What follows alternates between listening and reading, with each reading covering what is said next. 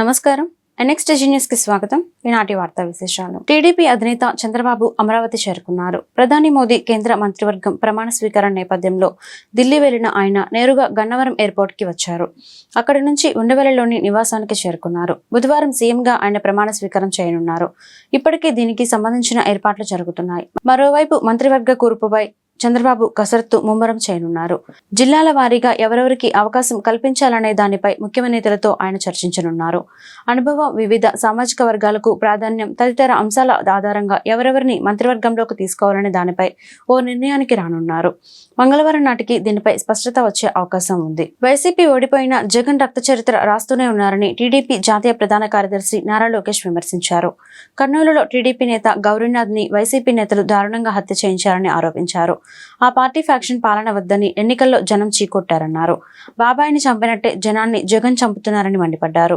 హత్య రాజకీయాలు ఆపకపోతే పరిణామాలు తీవ్రంగా ఉంటాయని హెచ్చరించారు. గౌరీనాథ్ కుటుంబానికి టీడీపీ అండగా ఉంటుందని లోకేష్ హామీ ఇచ్చారు. నిందితులను వదిలే ప్రసక్తే లేదన్నారు. వైసీపీ దాడులకు చెక్ పెట్టి శాంతి భద్రతలను కాపాడుతామని తెలిపారు. జనసేన అధినేత పవన్ కళ్యాణ్ అనకాపల్లిలో పర్యటించారు. పట్టణంలో నూకాంబిక అమ్మవారిని దర్శించుకొని ప్రత్యేక పూజలు నిర్వహించారు. అనంతరం మొక్కులు తెరుచుకున్నారు. తొలుత ఆయనకు ఆలయ అధికారులు స్వాగతం పలికారు. పీఠాపురంలో తాను గెలిచి కూటమి అధికారంలోకి వస్తే నూకాంబిక అమ్మవారిని దర్శించుకుంటానని అనకాపల్లిలో నిర్వహించిన ఎన్నికల ప్రచారంలో పవన్ చెప్పారు. ఈ నేపథ్యంలో సోమవారం అమ్మవారి ఆలయానికి చేరుకొని మొక్కులు తీర్చుకున్నారు. పెద్ద ఎత్తున జనసేన కార్యకర్తలు, అభిమానులు అక్కడికి తరలివచ్చారు.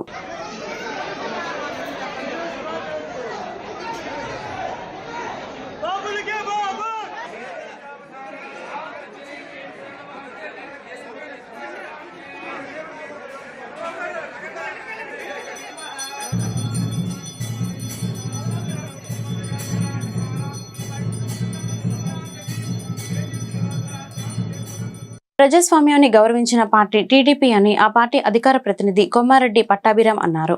వైసీపీ అధికారంలో ఉండగా కూటమి పార్టీలంతా కలిసి ప్రజాస్వామ్య పరిరక్షణ ఉద్యమాన్ని చేపట్టారని చెప్పారు. రాష్ట్రంలో ప్రజాస్వామ్యాన్ని బతికించామన్నారు. అమరావతిలోని టీడీపీ కేంద్ర కార్యాలయంలో నిర్వహించిన మీడియా సమావేశంలో పట్టాభి మాట్లాడారు. వైసీపీ నేతలు చేస్తున్న ఆరోపణలపై ఆగ్రహం వ్యక్తం చేశారు. రాష్ట్రంలో ఎక్కడ భౌతిక దాడులు జరగవు, హింసను టీడీపీ ప్రేరేపించదు. Nara Lokesh red book reality, IPC సెక్షన్ల పవర్ ఏంటో చూపిస్తాం. రెడ్ బుక్ లో పేర్లు నమోదైన పిల్ల సైకోలు, అవినీతి పరులైన అధికారుల సంగతి తేలుస్తాం. చట్టానికి లోబడే గట్టిగా బుద్ధి చెబుతాం. దీనికి రాజీ పడే ప్రసక్తే లేదు. పిల్ల సైకోలంతా ఈ విషయాన్ని గుర్తు పెట్టుకోవాలి. గత 5 ఏళ్లలో వైకాపా నేతలు ఎన్నో పాపాలు చేశారు. దేవాలయం లాంటి మా కార్యాలయంపై దాడికి పాల్పడ్డారు. అప్పుడు మీకు ప్రజాస్వామ్యం గుర్తుకు రాలేదా? మాచర్లలో బొండావుమ, బుద్ధ వెంకన్నపై దాడి చేసినప్పుడు చంద్రబాబు అమరావతి పర్యటనలో ఆయనపై రాళ్లు కర్రలు వేసి మాదిభావ ప్రకటన స్వేచ్ఛ అని చెప్పి కలరింగ్ ఇచ్చినప్పుడు ప్రజాస్వామ్యం గుర్తు రాలేదా అని ఆయన వెల్లడించారు. రాష్ట్ర ప్రజలందరూ కూడా ముక్కు నేలేసుకుంటా ఉన్నారు. ఓరు మీ దుంపదగా ఏం మాట్లాడుతూ ఉన్నారా, మీరు చేసినటువంటి పిచ్చి చేష్టలు ఏంటి, మీరు మాట్లాడుతున్నటువంటి మాటలు ఏంటని చెప్పి. జూన్ 4వ తేదీన మీ అందరికీ తెలుసు, రాష్ట్రంలో ప్రతి ఊర్లో కూడా ఒక దీపావళి పండుగ జరుపుకున్నారు. ఒక నియంత పాలనకి ముగింపు పలికిన రోజు, రాష్ట్రానికి తిరిగి స్వాతంత్రాన్ని అందించినటువంటి రోజు జూన్ 4, 2024 చరిత్రలో నిలిచిపోతుంది. 24 గంటలు కూడా అవలేదు. దీనికి ఏం చెప్తారు ఈ పిల్ల సైకోలు? ఇవాళ హింసని ప్రేరేపిస్తున్నది ఎవరు? హింసకి పాల్పడుతున్నది ఎవరు? గిరినాథ్ చౌదరిని చంపింది వైసీపీ పిల్ల సైకోలు, అవునా కాదా? ఇవాళ నంగనాచుల్లాగా మీడియా ముందుకు వచ్చి మాట్లాడుతున్నటువంటి ఆ గుడివాడ గుట్కాగాడిని అడుగుతా ఉన్నా, ఎరా కొడాలి నాని, ఎవర్రా చంపింది? గిరినాథ్ చౌదరి అనే తెలుగుదేశం పార్టీ నాయకుడిని ఎవరు చంపింది? మీ పార్టీ సైకోమోకలు కాదా? ఏమయ్యా పేరుని నాని, ఏంటయా మాట్లాడుతా ఉన్నావు మీడియా ముందుకు వచ్చి? కౌంటింగ్కి 2 రోజుల ముందున నువ్వు వచ్చి మాట్లాడినటువంటి మాటలేంటి? గంటలు లెక్క పెట్టుకోండిరా, మీ సంగతి తేలుస్తాం. ఏది కౌంటింగ్కి 2 రోజుల ముందు. దాన్ని బట్టి అర్థం కావట్లేదా మీ వ్యవహార శైలి ఏంటో?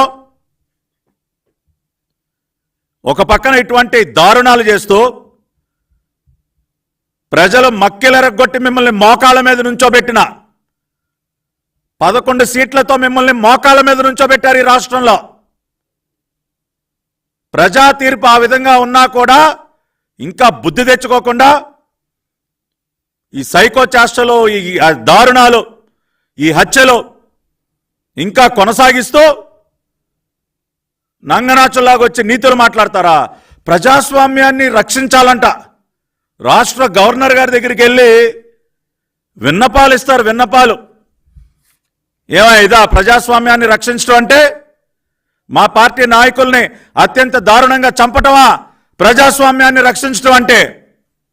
నేను సూటిగా అడుగుతా ఉన్నా.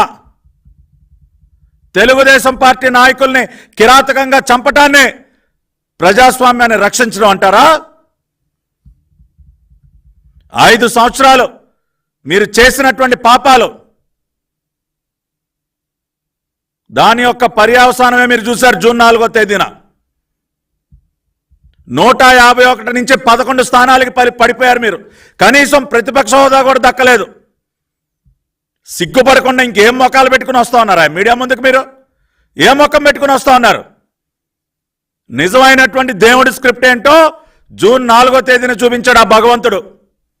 151లో మధ్యలో ఉన్నటువంటి 5ని చెరిపేశాడు ఆ భగవంతుడు. దేనికో తెలుసా? ఆ 5 సంవత్సరాల, మీ 5 సంవత్సరాల పరిపాలన ఒక కళంకం ఈ రాష్ట్రానికి. అటువంటి కళంకాన్ని రూపుమాపాడు ఆ భగవంతుడు. అందుకనే 5ని చెరిపేసి మీకు కేవలం 11 మాత్రం మిగిల్చాడు. ఆ విషయాన్ని అర్థం చేసుకోకుండా ఏంటయా మీరు మీడియా ముందుకు వచ్చి మాట్లాడేది? ఇవాళ నేను ఈ మీడియా సమావేశం ద్వారా ఒకటే చెప్తా ఉన్నా.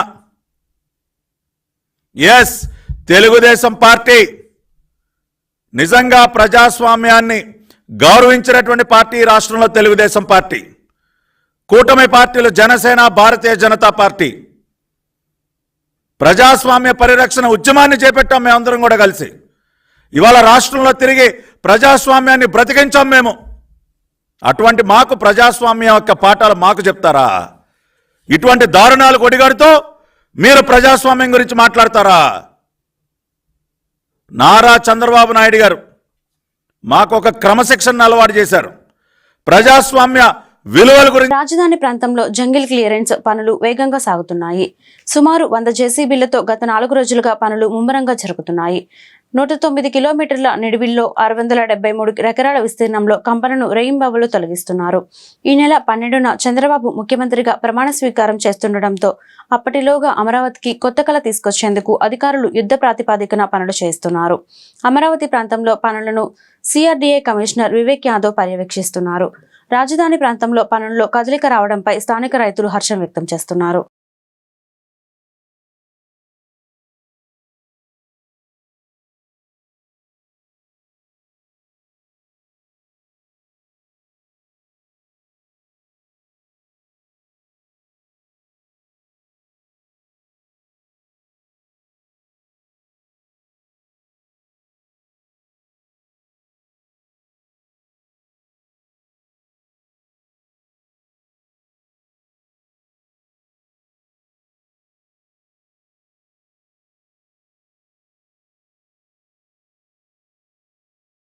కీలక దస్త్రాల మాయంపై ఏపీ ప్రభుత్వం సమగ్ర దర్యాప్తు జరిపించాలని సిపిఐ రాష్ట్ర కార్యదర్శి రామకృష్ణ డిమాండ్ చేశారు. వైసీపీ హయాంలో ఇసుక, మైనింగ్, ఎక్స్చేంజ్ తదితర శాఖల్లో భారీ కుంభకోణాలు జరిగాయన్నారు. అవినీతి అక్రమాలతో ప్రజాధనం దుర్వినియోగమైందని ఆరోపించారు. నూతన ప్రభుత్వ ఏర్పాటు సమయంలో ఫైళ్ల మాయం ఆందోళనకరమన్నారు. దీనిపై తక్షణమే చర్యలు చేపట్టాలని రామకృష్ణ కోరారు. ఆంధ్రప్రదేశ్ మెడికల్ ప్రాక్టీషనర్స్ అసోసియేషన్ సభ్యులు ఎదుర్కొంటున్న సమస్యల పరిష్కారానికి తన వంతు ప్రయత్నం చేస్తామని గుంటూరు పశ్చిమ ఎమ్మెల్యే గల్లామాధవి తెలిపారు. ఆరోగ్యకర సమాజం ఆవిర్భావంలో ఆర్ఎంపీ వ్యవస్థ కూడా ఉందన్నారు. సోమవారం గుంటూరు పశ్చిమ ఎమ్మెల్యే గల్లామాధవి కార్యాలయంలో టీఎన్యూఎస్ అసోసియేషన్, ఆర్ఎంపీ అసోసియేషన్ సభ్యులు ఎమ్మెల్యేకు అభినందనలు తెలిపారు. ఈ సందర్భంగా అసోసియేషన్ సభ్యులు తమ సమస్యలను ఎమ్మెల్యే దృష్టికి తీసుకువెళ్లారు. ఈ మేరకు ఆంధ్రప్రదేశ్ మెడికల్ ప్రాక్టీషనర్స్ అసోసియేషన్ నాయకులు రాజా సిద్ధార్థ రామారావు మాట్లాడుతూ ఎమ్మెల్యే గల్లామాధవికి శుభాకాంక్షలు తెలియజేశారు. దీర్ఘకాలికంగా పరిష్కారం కాని తమ సమస్యలను అసెంబ్లీలో ప్రస్తావించి పరిష్కారం అయ్యేలా చూడాలని ఎమ్మెల్యేను కోరామన్నారు.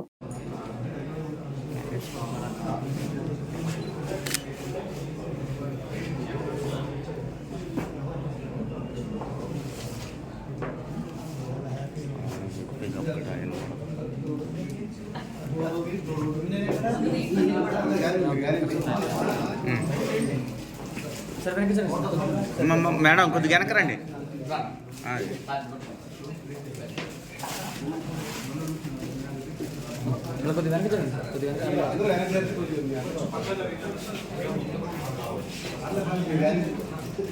సరే చూడండి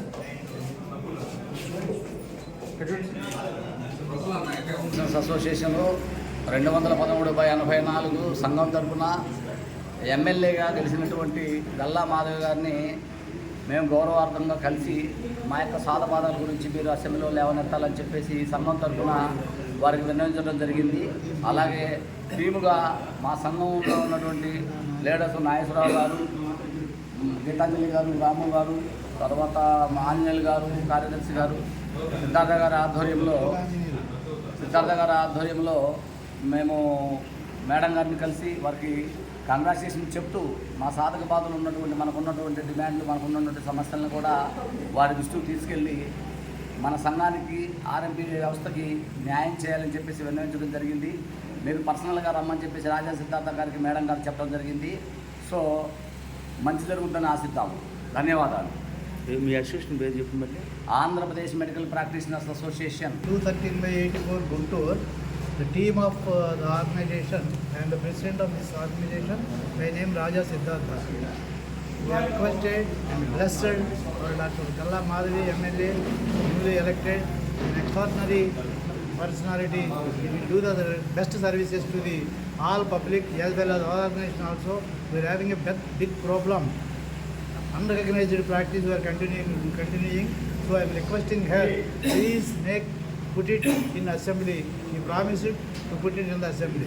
Thank you very much. ఆంధ్రప్రదేశ్లో దాడులకు కౌంటర్ యాక్షన్ ప్లాన్ను వైఎస్ఆర్సీపీ సిద్ధం చేస్తోంది. అదే సమయంలో కార్యకర్తలకు ధైర్యం చెబుతూనే వారి రక్షణ కోసం కార్యాచరణ అనుసరించాలని నిర్ణయించింది. వైఎస్ఆర్సీపీ రాష్ట్రంలోని ప్రతి జిల్లాలోనూ లీగల్ టీంను ఏర్పాటు చేస్తోంది. తద్వారా టీడీపీ శ్రేణుల్లో దాడులకు గురైన బాధితులకు న్యాయం చేయాలని నిర్ణయించింది.